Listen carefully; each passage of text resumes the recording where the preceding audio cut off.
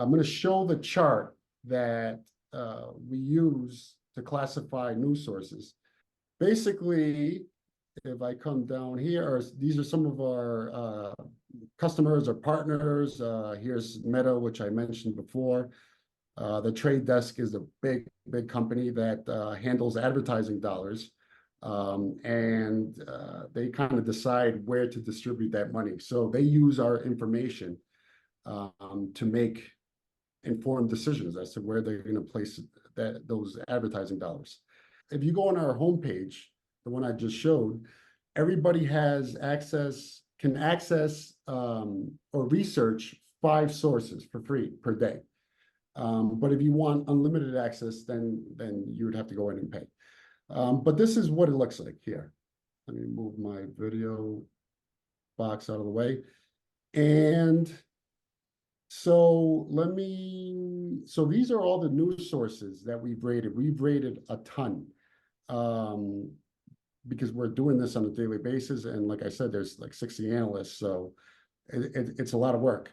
But so if you notice the vertical axis here, the y-axis, this is where we're giving it a score, and you see it's numbered from 0 to, well, it goes up to 64. That would be the top of the top. But here visible is 0 to 56, and these are the rating rubrics, or the buckets, if you will. So all the way at the top, we have something that's original fact reporting, really high effort. This is something, like some articles maybe that are really long, so there's word count. There are multiple contributors on that article.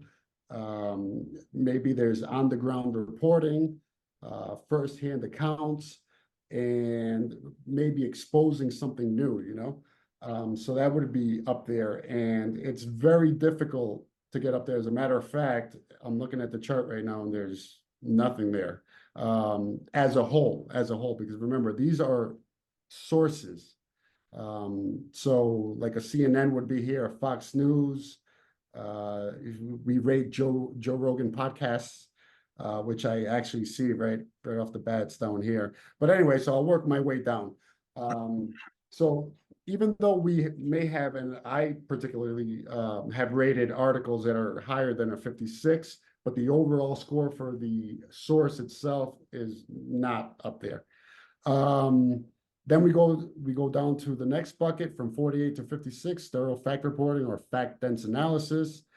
From 40 to 48, mix of fact reporting and analysis or simple fact reporting. So this is where most of the reliable news sources will end up. Your local news sources will end up here. Analysis, then from 32 to 40, analysis or wide variation in reliability. This could also include some opinion. And then from 24 to 32, we say, all right, this category is for opinion pieces. Something that you can clearly see that, a lot of the sentences, there are clues or cues that we use to pick up on the fact that it's opinion or analysis or fact. But so this is where opinion would lie. And then anything under 24 we consider problematic. It's egregiously selective or incomplete. It just covers one side of the story. It could have a very problematic headline, or there are a lot of insults in the article or the newscast. So, a lot of time foul language also, that's not so professional.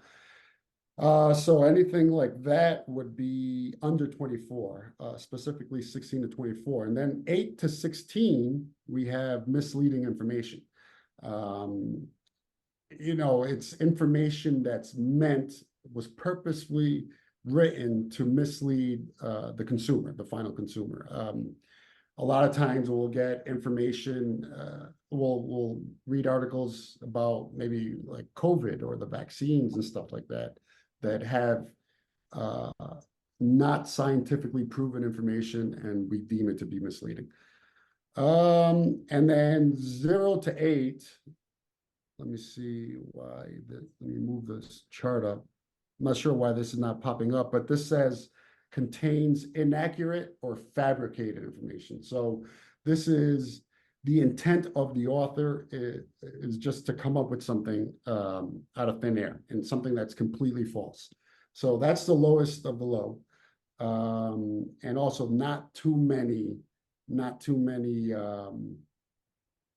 sources in that area. Okay, and that was the y-axis. Let's look at the x-axis, which is here horizontally, and this is where we're rating and giving a score to the bias. So anything on the left, obviously most extreme left. So that would be like progressive, or well, something on the most extreme left would be really progressive, really Democrat, or even communist ideas or notions. And then, so this spans anywhere from extreme to hyperpartisan, strong, just slightly skews. And then we have the middle or no bias or balanced bias. And then the same thing occurs to the right, or really conservative viewpoints. A lot of times there tends to be, and you can see with this kind of curve, this kind of bell curve that has formed with the data points or sources, is that there's a correlation between a lot of bias and unreliability. So you see these down here below, well, the ones in the kind of this red bracket here, which is really problematic. They're down here and they're either really left or really right. So, so that's that. Nothing else really comes to mind. Maybe we can open it up for Q&A, and then, you know, some more information, some new information can come out of that.